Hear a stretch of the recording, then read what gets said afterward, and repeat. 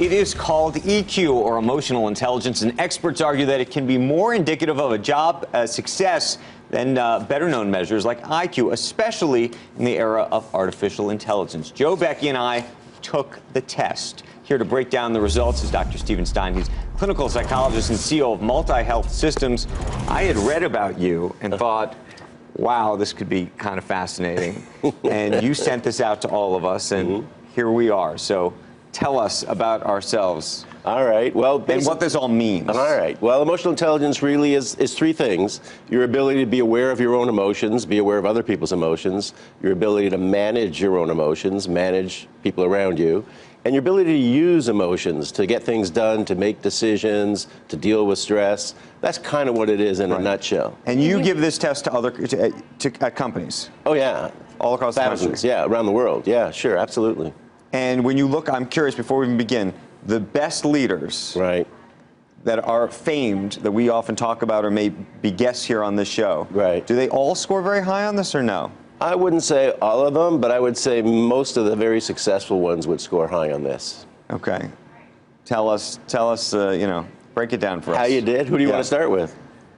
Joseph, what do you think? I have a low emotion. I don't care about people. What is? See, I wanted nuance in some of the questions. Like they say, do you care about yourself or other people? If it's my son, my daughter, my wife, something like that, I care deeply. Less so about Andrew or somebody. Exactly. Exactly. Now, Exactly. does that give me a low EQ because I don't care about Andrew? Yeah, it does lower your score. So I'd be a better leader if I cared about Andrew? You probably would. I mean, Becky cares about Andrew, and you don't. So. By the way, we've never met Dr. Stein before. Yes, we've never met. By the way, read this. If you read the stuff, I thought it got all of us to a T. But it does, because I tried to be honest, but I can see how a lot of people, and I'm motioning towards Andrew, might sort of be able to tell what the right answer is to feel like you're a good person, and then they would say what they think they need to say. Why don't people do that? questioning whether Andrew answered why don't it people? right. He thinks that I gamed the test. Why don't? But you did. When you answered at the end, there's a question. How honestly did you answer all these questions? What did you say?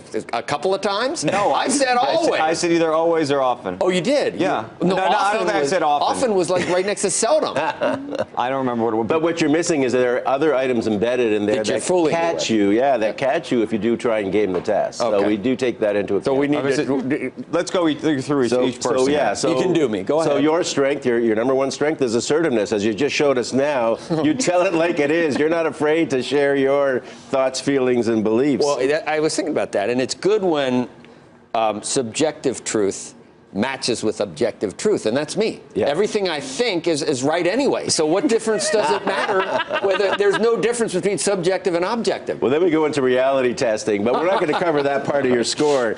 Your next strength is optimism. You sort of look at the positive side of the things overall. You tend to be a pretty positive guy.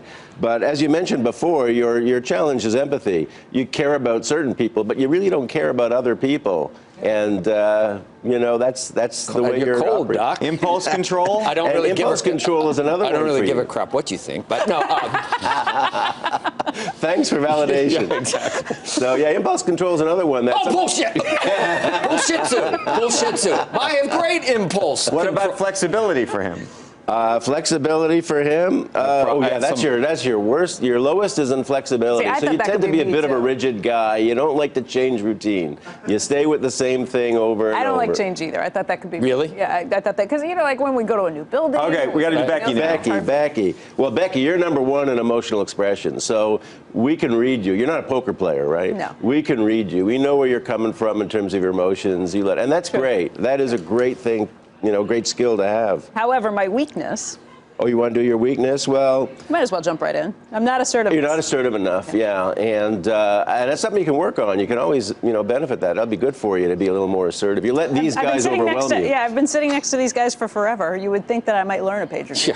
Ask Quail, who's not assertive. Yeah, that's her husband over there. Yeah, she's not assertive. But Becky, if you work on this test isn't worth it. you can outshine these guys really well if you work on it. He already does. Assertive, Quail? What are we going to do about that? She's not assertive.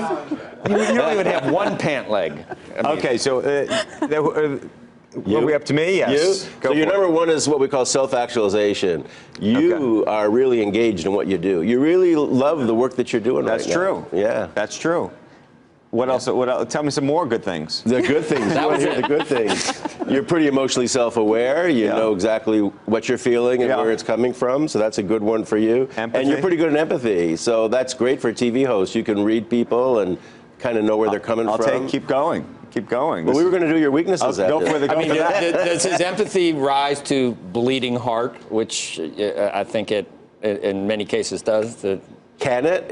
It does it? Yeah. No, it's not. It's not really. That's sympathy. It's not really feeling bad. It's not with sympathy. them. It's just knowing. It's just knowing. Just understanding where they're coming from. Okay, tell me, because he thinks that I'm overconfident, but you say that I have very low self-regard. Yeah, your self-regard is kind of low. You're not as confident as he thinks. I don't believe that. Well, no, really. He's sort of He's got concerned. billions. He's got Deal Book. He's got New York Times. He's got the Squawk Box. That's what surprised me about his score.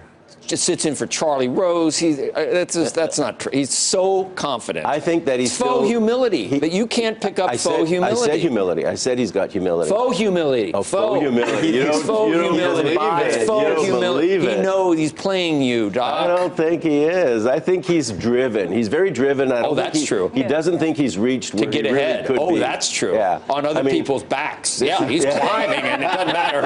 Absolutely, that's true. Absolutely. No, he thinks he's got a long way to go. He loves the track that he's on. He's accomplished a lot. I'm amazed by how much you've accomplished, actually. That's right. But he's not there yet. I like this guy. He's not there yet. Hey there, thanks for checking out CNBC on YouTube. Be sure to subscribe to stay up to date on all of the day's biggest stories. You can also click on any of the videos around me to watch the latest from CNBC. Thanks for watching.